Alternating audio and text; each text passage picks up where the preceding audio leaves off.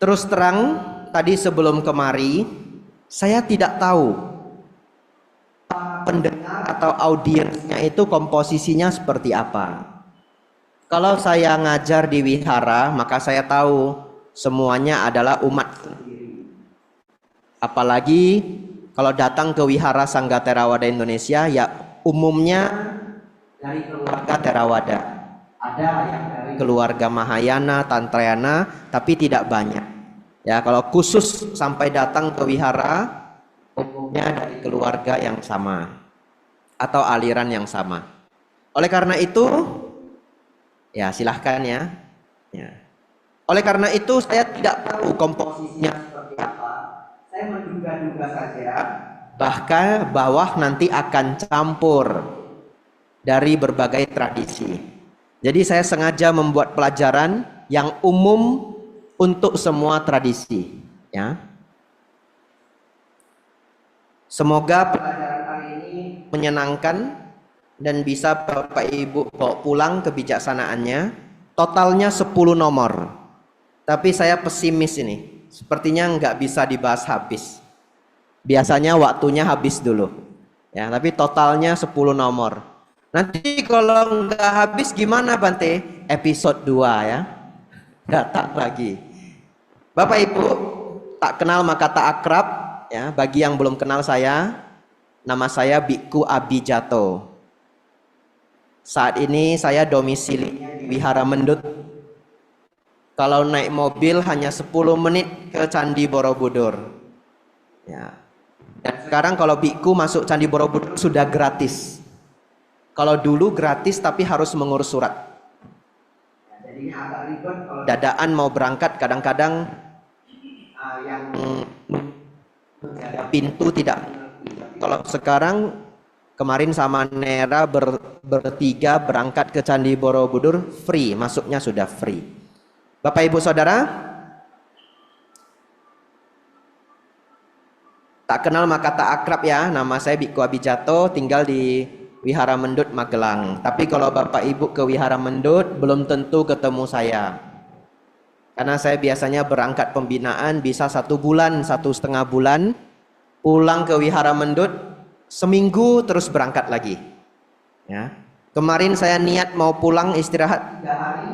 Ternyata baru sehari sudah datang ke sini lagi karena ada umat yang meninggal. Ini terdengar sampai belakang ya? Ya baik. Ada umat Buddha meninggal ya, namanya Bapak H.G. Setiawan. Kenapa saya sebut nama beliau di sini? Karena beliau jasanya luar biasa. Sepanjang beliau muda banyak membantu wihara masalah sertifikat tanah. Beliau banyak membantu wihara yang tanahnya belum hak milik sertifikatnya, beliau perjuangkan sampai menjadi hak milik.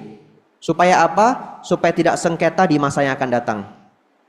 Di tempat kami pun ada beberapa wihara yang saya hafal, satu tanahnya sengketa. Orang tuanya mendanakan tanah, tapi anaknya saat ini minta balik.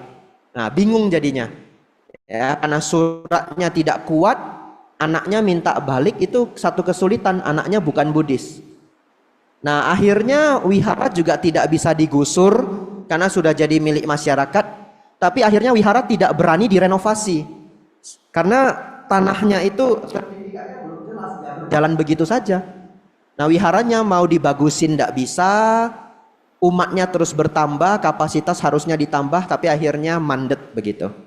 Ya jadi jasa dari Pak Iwan, Pak H.G. Setiawan ini sungguh luar biasa.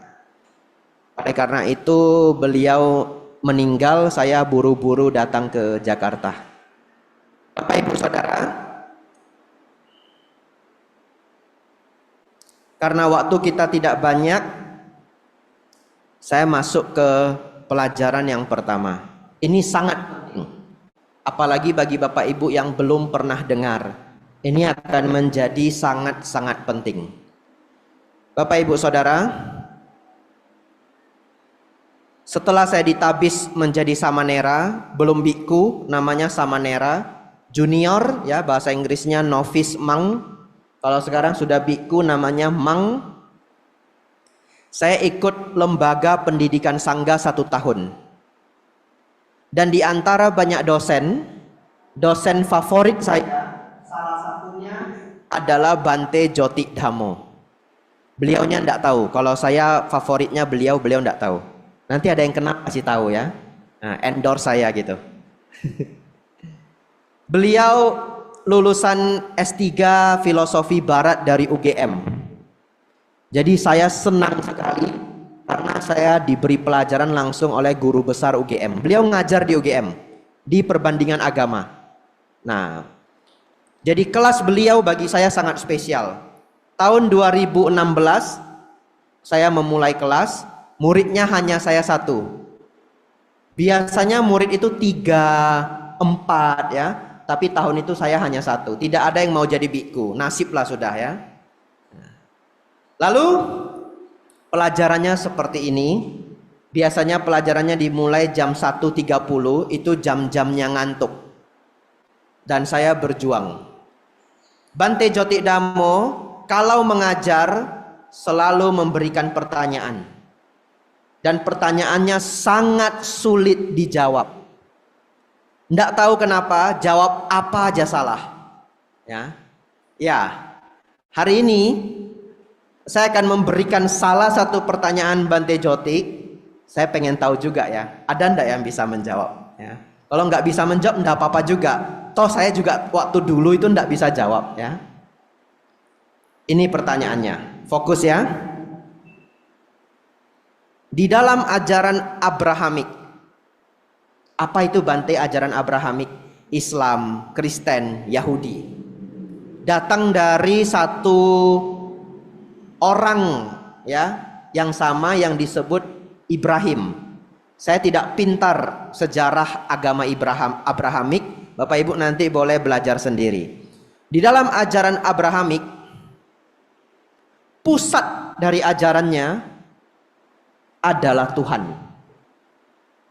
Artinya apapun yang menjadi sumber dari motivasi, sumber tujuan, sumber ajaran itu berpusat kepada Tuhan. Maksudnya apa Bante? Baik. Kenapa kita manusia tidak boleh mencuri? Alasannya salah satunya adalah karena itu adalah perlakuan yang dibenci oleh Tuhan. Ya, kembali ke Tuhan. Kenapa seseorang ditakdirkan seperti ini? Kenapa seseorang jalan hidupnya seperti ini?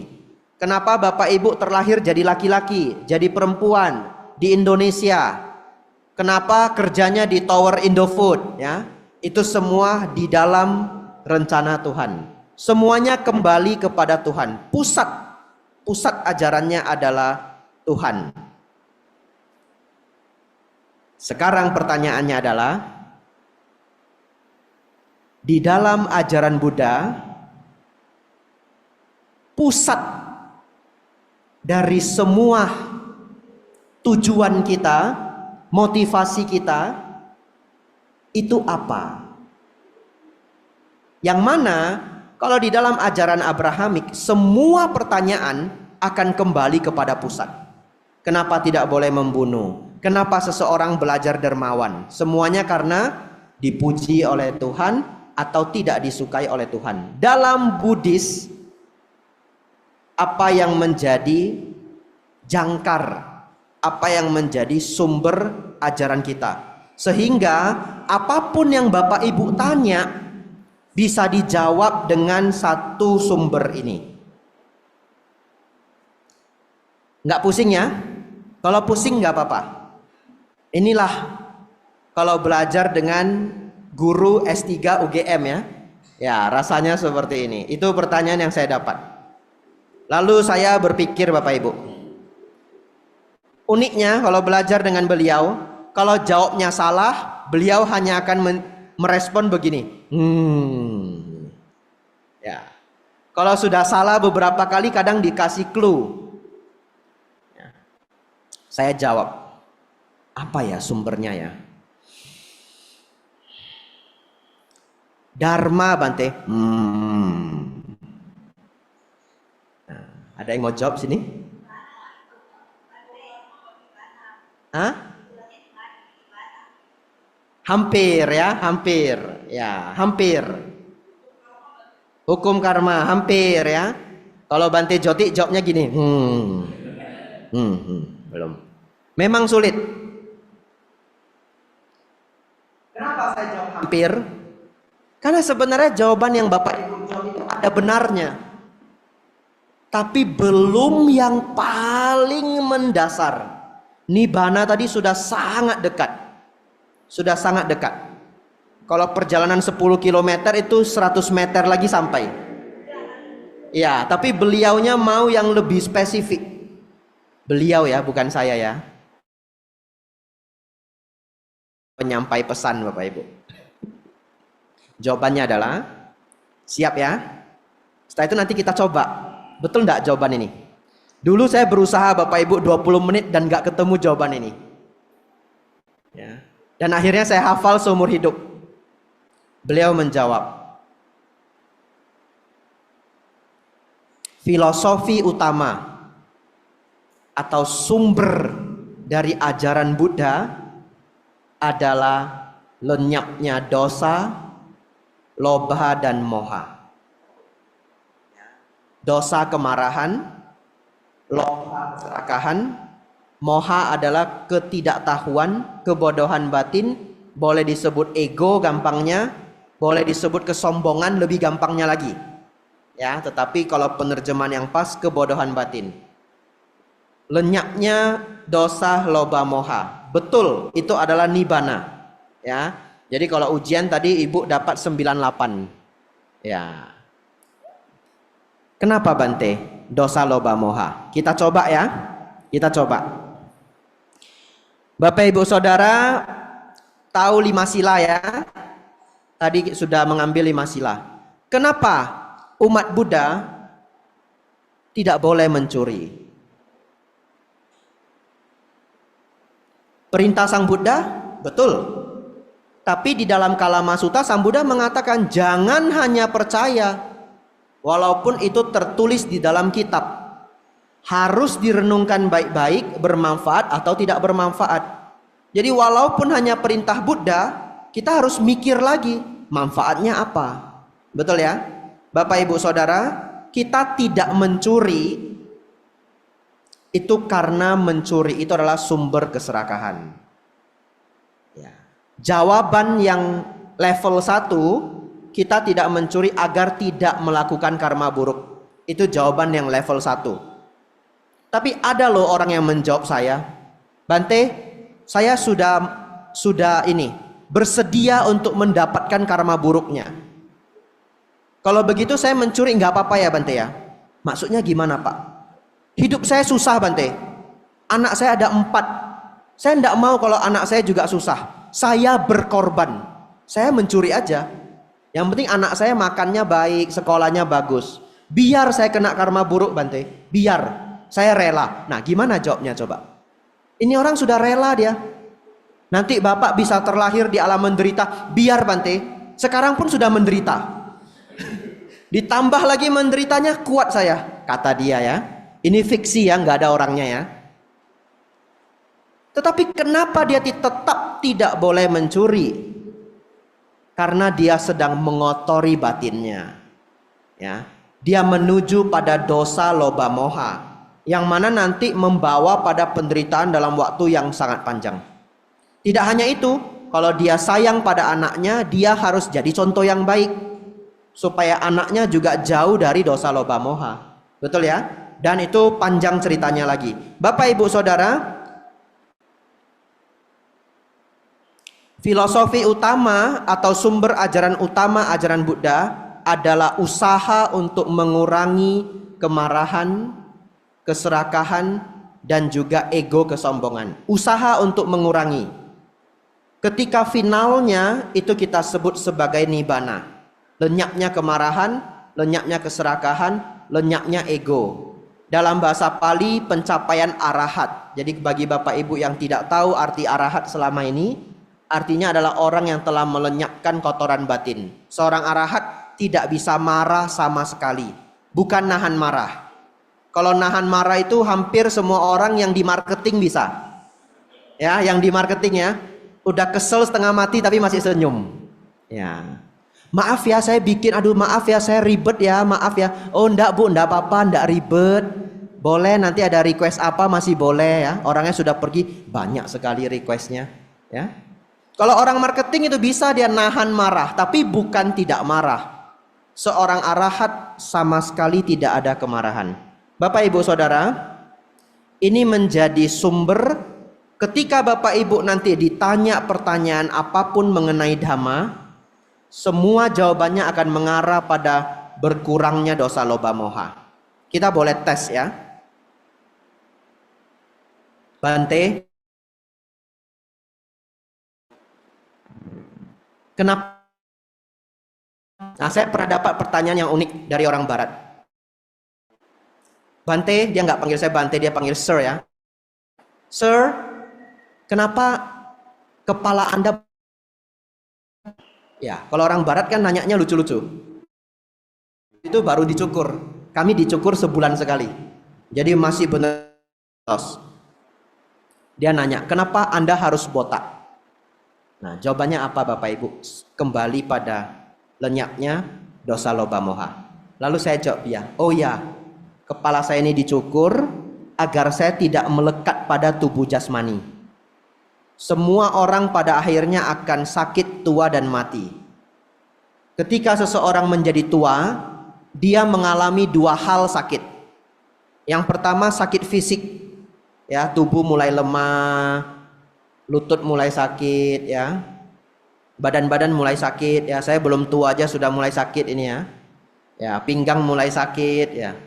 Tapi ada sakit nomor dua, sakit batin.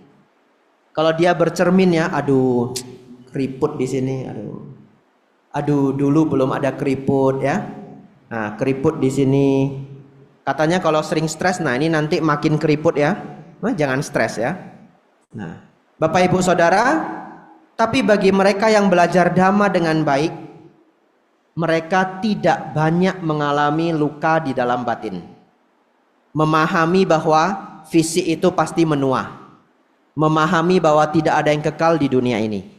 Bagi seorang biku, kami lebih gampang lagi. Kami benar-benar belajar untuk tidak melekat pada tubuh jasmani. Bahkan rambut aja dicukur semua. Di zaman Sang Buddha, rambut itu mahkota. Kalau zaman sekarang yang pelontos pun ada yang keren juga. Ya, ya, artis, aktor itu banyak yang pelontos juga dan keren-keren aja. Tapi kalau di zaman Sang Buddha itu sudah jelek banget ini. Jeleknya sudah maksimal. Bapak Ibu Saudara, lalu saya jawab orang ini, this is my practice, I have to be bald, saya harus pelontos untuk mengurangi kemelekatan terhadap tubuh. Tapi sesungguhnya ini adalah usaha untuk mengurangi dosa loba dan moha. Kita lanjut Bapak Ibu.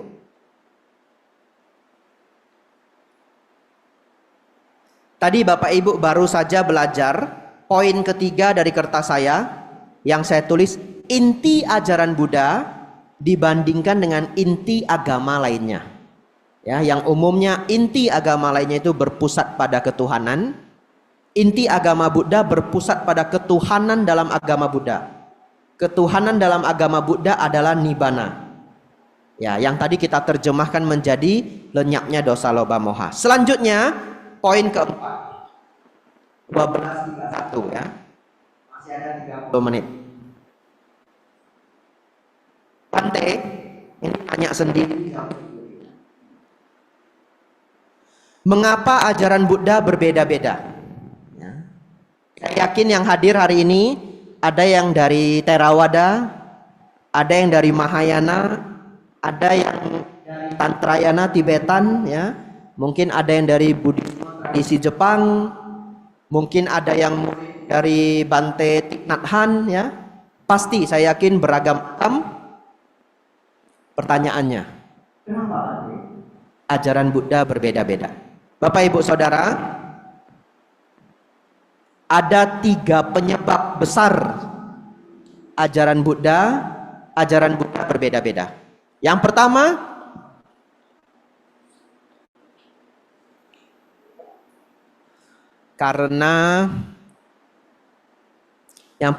adalah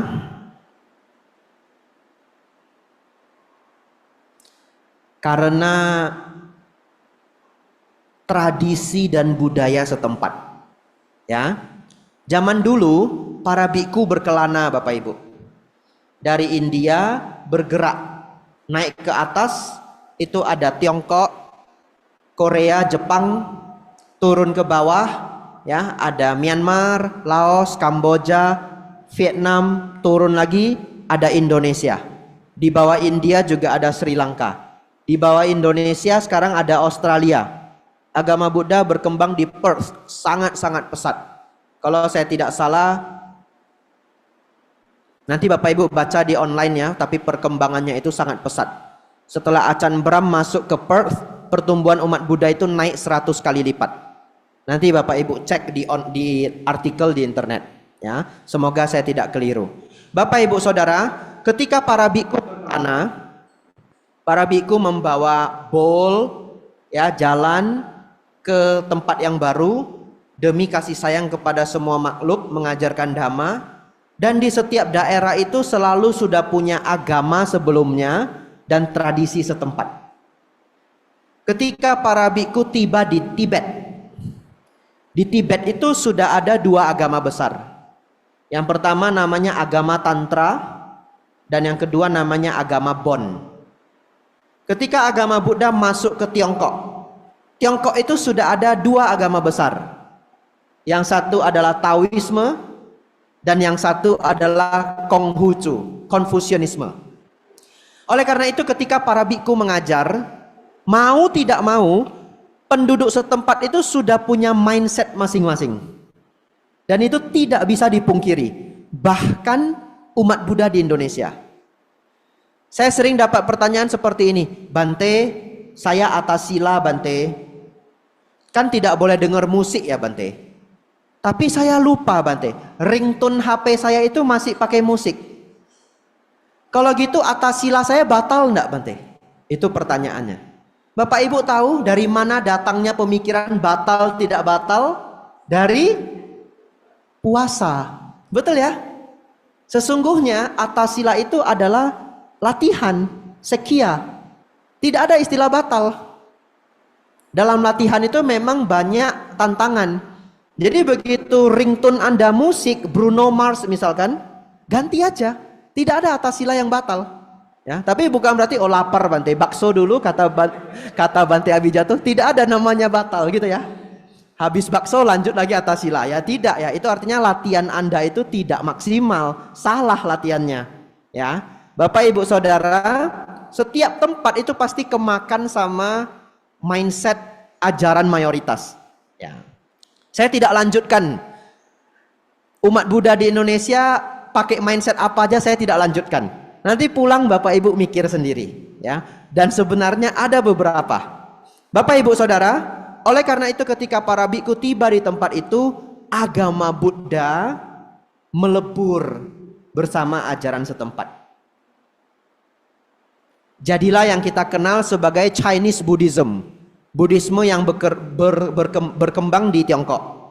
Ya. Kemudian kita kenal sebagai Tibetan Buddhism. Buddhisme yang berkembang di Tibet. Pertama, culture dan religion, agama setempat.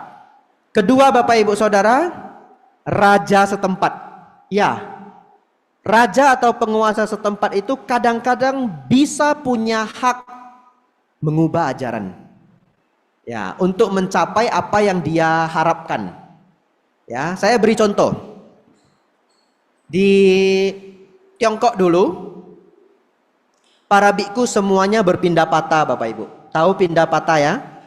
Yang tidak tahu pindah patah itu meminta derma makanan. Pagi-pagi jam 6 atau jam 7 para biku bawa bowl, jalan ke pasar atau jalan ke tempat rumah tangga, lalu umat yang dermawan memberikan makanan.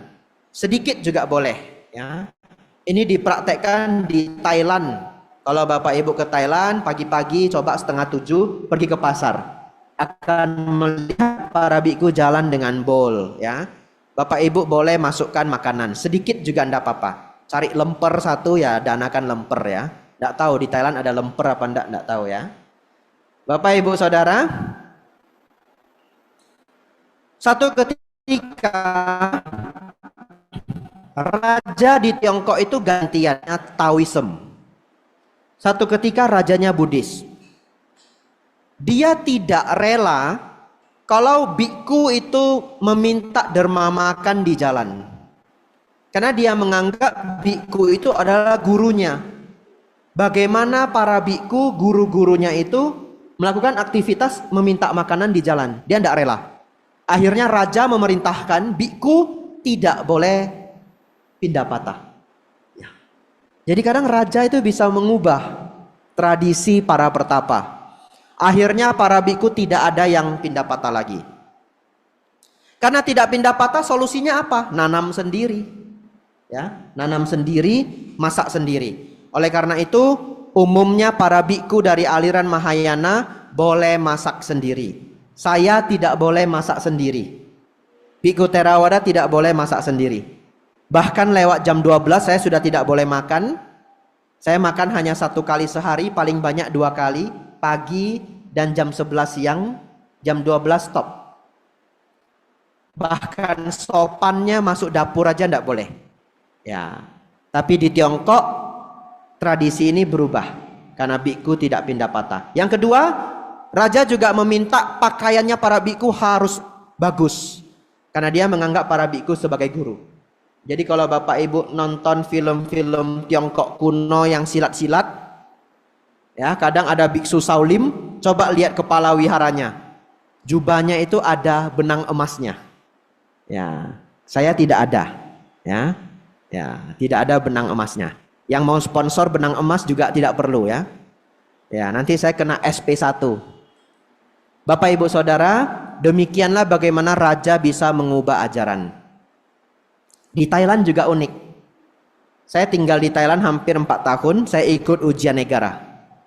Kasta di India, kasta tertinggi itu Brahmana. Betul ya? Kita dulu sekolah kasta tertinggi Brahmana baru Kshatriya. Kshatriya itu kan raja ya. Di Thailand kalau Anda tulis begitu itu salah jawabannya. Nomor 1 Kshatriya. Brahmana nomor 2. Kok begitu Bante? Demikianlah. Ya, negara membuat keputusan untuk mengubah, harus menjawab Kshatriya nomor 1, Brahmana nomor 2. Bapak Ibu Saudara, nomor 2 adalah pengaruh dari penguasa. Nomor 3, pengaruh dari guru-guru besar di tempat masing-masing. Di tempat masing-masing itu muncul guru-guru besar. Contoh di Sri Lanka dulu ada seorang biku yang sangat terkenal, namanya Bante Buddhaghosa. Beliau menulis kitab Wisuddhimagga dan banyak kitab lainnya yang beliau tulis. Di Tiongkok banyak guru-guru besar juga menulis kitab. Di Tibet banyak guru besar yang juga menulis kitab. Kitab dari para guru-guru besar ini berfokus pada ajaran yang berbeda-beda. Karena namanya orang itu kesenangannya bisa berbeda-beda. Ajaran Sang Buddha itu luas banget. Misalkan saya itu paling seneng Manggala Sutta. Bisa jadi Bapak Ibu senangnya Ratana Sutta, betul ya? Tetapi sesungguhnya semua masih dalam ruang lingkup ajaran Sang Buddha. Bapak Ibu Saudara, oleh karena itu, hal pertama yang harus Bapak Ibu ketahui, sesungguhnya kita menjadi berbeda-beda itu karena situasi. Setelah memahami ini, sesungguhnya kita semua adalah murid Sang Buddha. Selama tujuannya masih sama, kita sama-sama murid Sang Buddha. Tujuannya apa Bante? Ini jam berapa? 12.41 ya. 20 menit terakhir ya. Ya. Jadi kalau yang sudah mulai ngantuk ditahan-tahan ya. Bapak Ibu Saudara, tujuan kita sama. Mengurangi dosa, loba dan moha. Selanjutnya.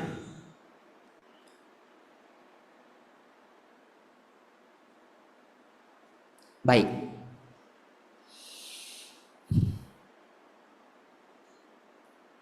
Jika satu ketika Bapak Ibu menemui teman yang baru belajar Dhamma,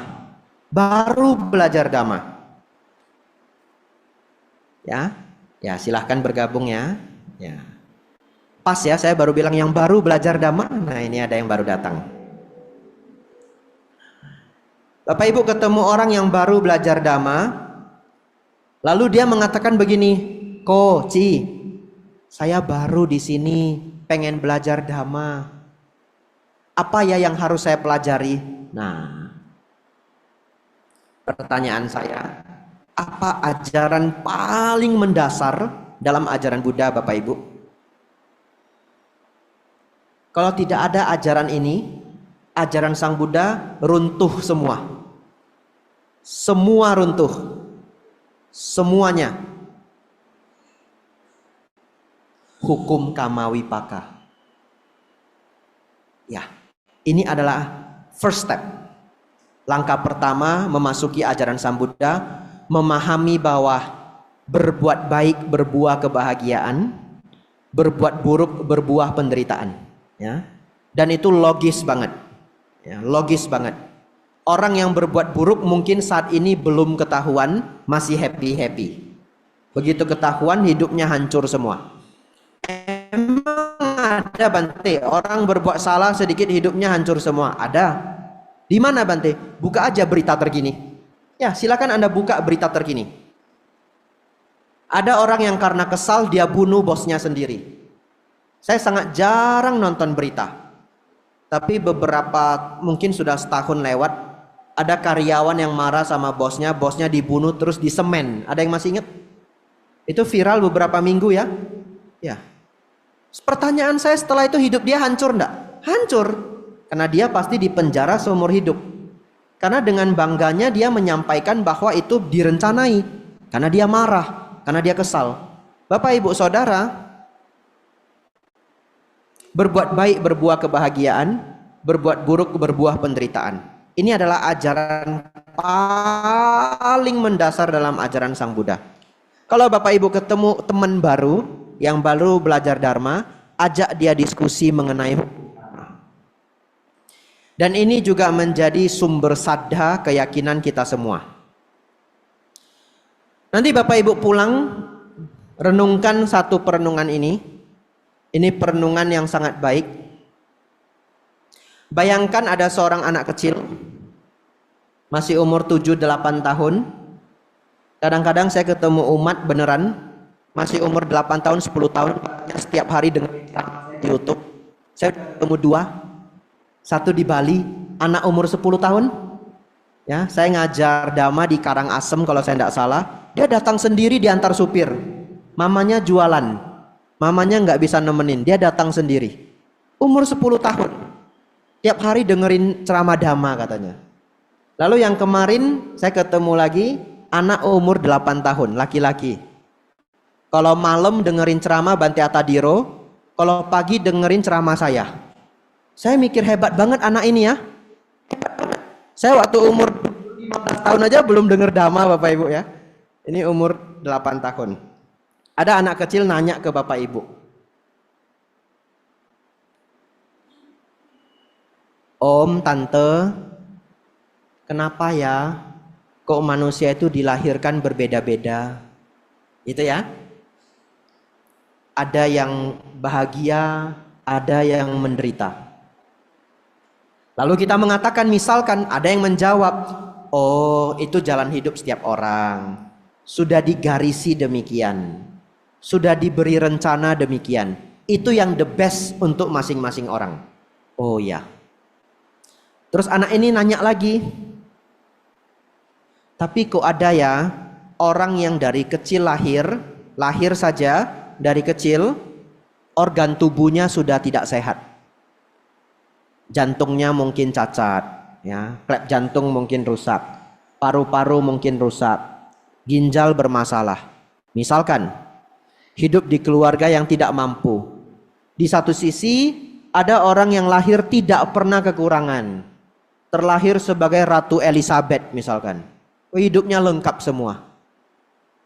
Kok bisa bedanya sejauh itu? Baiknya di mana bagi yang sakit ini? Baiknya ada di mana bagi yang sakit ini? Kemudian dijawab bahwa oh tidak, itu adalah misteri masing-masing individu agar individu ini bisa tumbuh menjadi kuat, bisa tumbuh menjadi bijaksana. Anak ini nanya lagi, tapi kan ada juga ya yang baru lahir sakit kuning.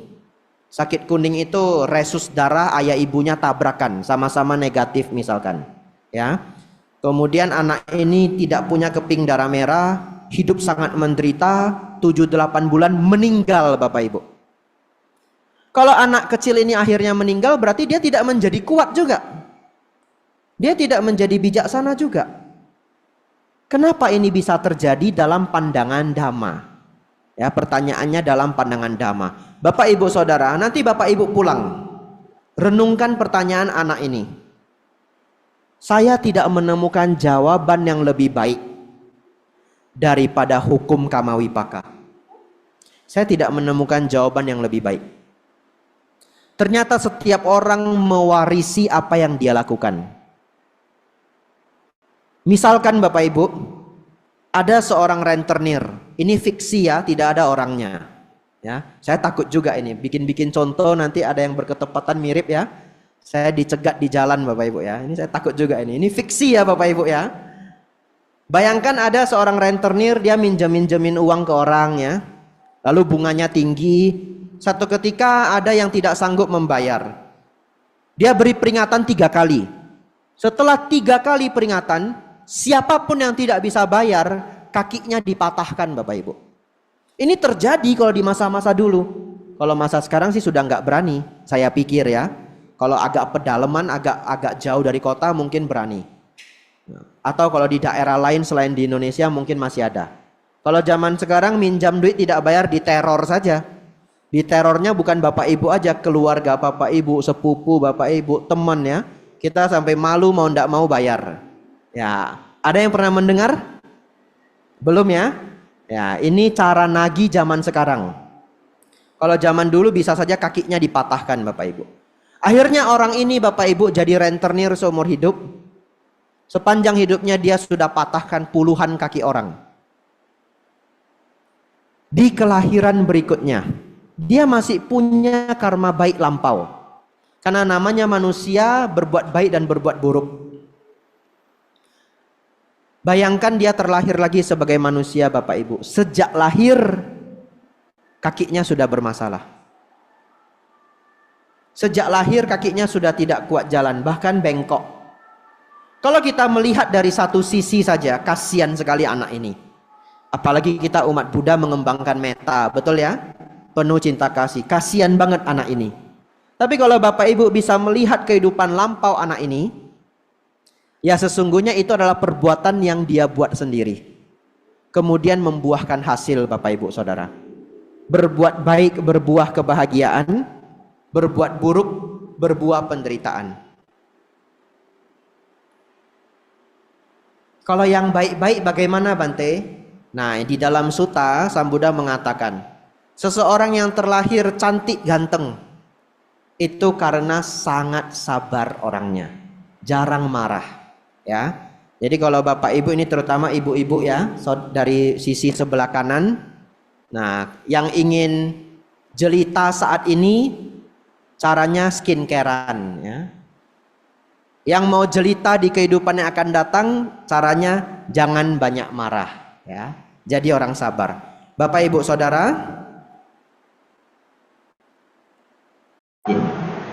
kalau ada ajaran yang mengaku ajaran Buddha, startnya tidak memahami hukum Kamawipaka, finalnya bukan menuju Nibbana, finalnya bukan menuju pada lenyapnya kemarahan, keserakahan, dan kebodohan batin, maka itu bukan ajaran Buddha.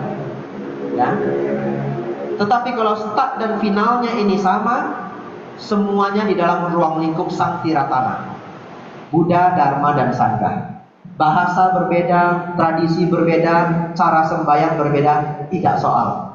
Selama Bapak Ibu dari waktu ke waktu jadi lebih sabar, ya, tidak gampang gelisah, sombong berkurang. Sombong berkurang itu gimana Bante? Kalau dicela tidak terlalu menderita. Kalau lupa dipuji biasa aja. Ya. Kalau di satu keadaan Bapak Ibu seperti kurang dihargai pun biasa aja. Nah, itu namanya ego sudah berkurang. Bapak Ibu Saudara, hari ini kita juga belajar inti ajaran Buddha, yaitu proses pada lenyapnya dosa loba moha.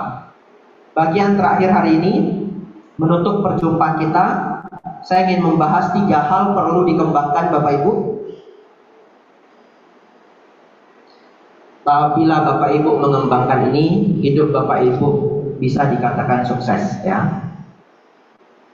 Yang pertama, mengembangkan kesejahteraan.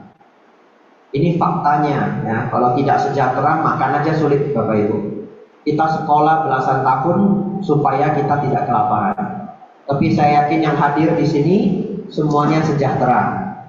Kesejahteraan sudah dikembangkan. Yang kedua, Bapak Ibu, kesehatan. Kalau sejahtera tapi tidak sehat, tidak bisa bahagia juga. Sehat fisik dan sehat batin. Untuk sehat fisik, Bapak Ibu jaga kesehatan. Untuk sehat batin, banyak belajar agama sehingga stres tidak terlalu berat, ya. Tapi yang ketiga adalah mengembangkan kebijaksanaan. Ada yang pertama dan yang kedua tidak bijaksana, semuanya pun bisa hancur Bapak Ibu. Saya menemukan banyak keluarga, saya tidak berani menyebut nama, ribut dalam rumah yang fatal banget. Kalau ributnya sederhana, setiap orang itu kalau berkumpul lama-lama ya bisa konflik. Ya, itu wajar saja. Selama ego tidak terlalu tinggi, nanti setelah marahannya juga rebuan lagi, baikan lagi. Nah, itu normal saja Bapak Ibu, ya. Bahkan saya pernah mendengar satu ahli mengatakan, pasangan hidup Anda adalah teman berantem Anda seumur hidup. Ya, dari seorang ahli, ya. Oleh karena itu Bapak Ibu yang masih muda ini, yang belum punya pasangan hidup, pilihlah pasangan hidup yang cocok, ya. Karena Anda akan sering berantem dengan dia seumur hidup. Kalau banting gimana? Tidak, saya tidak ada yang ajak berantem, ya. Ya, saya lebih beruntung Bapak Ibu. Bapak Ibu Saudara, bahkan saya pernah mendengar kisah orang tua ribut dengan anak, ya, sampai benar-benar fatal, sampai ke pengadilan, sampai aset harta itu disita dan sebagainya. Pertanyaan saya, apakah bisa bahagia kalau kita penuh dengan konflik? Oleh karena itu, bagian ketiga yang perlu dikembangkan adalah mengembangkan kebijaksanaan. Bapak Ibu sejahtera, sehat fisik, sehat batin. Walaupun sehat fisik ini menurun dari waktu ke waktu, tapi kita berjuang mempertahankannya. Dan yang ketiga, belajar menjadi bijaksana. Bagaimana Bante supaya bijaksana? Banyak mendengarkan dhamma. Yang senang membaca buku, banyak bacalah buku, ya. Buku-buku self improvement akan membantu kita menjadi bijaksana. Bapak Ibu Saudara, cepat-cepat sudah saya tulis di sini. Kalau orang tidak bijaksana, inilah yang mereka lakukan Bapak Ibu. Yang pertama, banyak konflik. Nanti Bapak Ibu cari satu temannya yang kurang bijaksana, Bapak Ibu lihat, dia konflik pada hampir siapapun. Aneh banget ini orang. Dengan orang di rumah konflik, di kantor konflik, pulang Bapak Ibu naik mobil Gojek online konflik sama supirnya. Padahal itu orang lain itu, tidak kenal. Dengan tetangga juga konflik. Kalau misalkan kebetulan itu adalah Anda, mungkin ya, renungkanlah.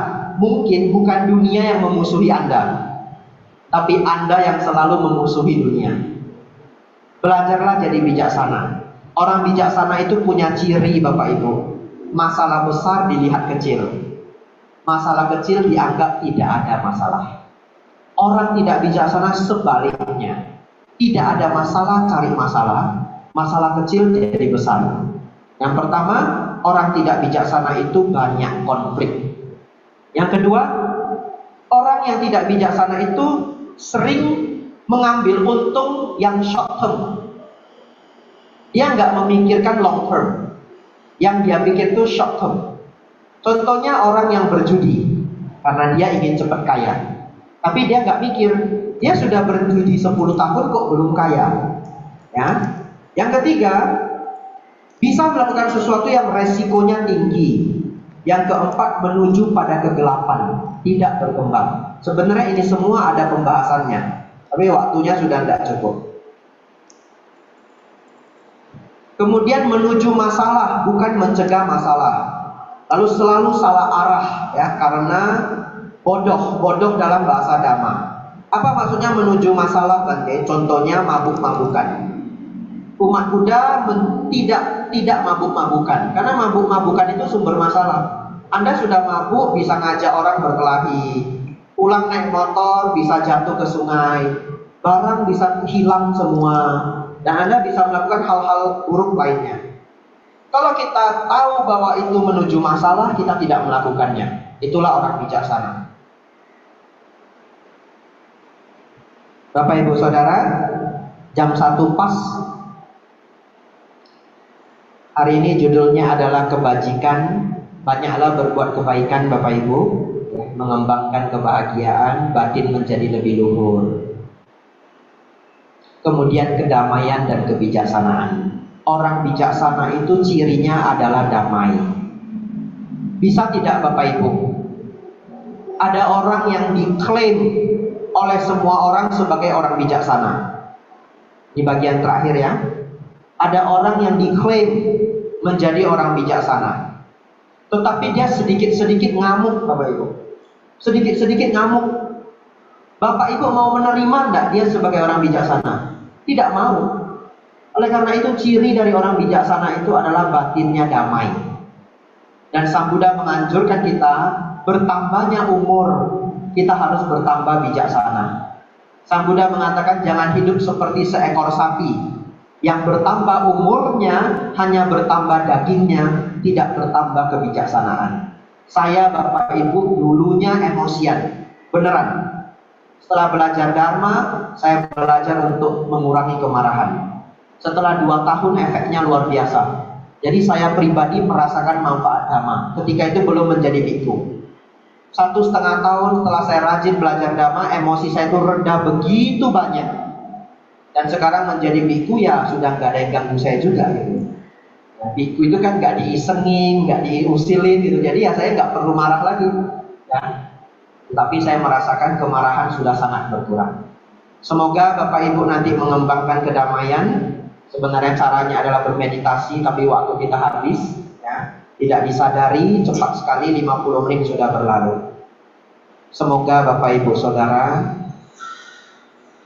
senantiasa berkembang dalam Dhamma, mengalami kemajuan hidup, cita-cita yang baik semoga terwujud terlaksana. Sabbe sata bhavantu sukhitata. Semoga semua makhluk hidup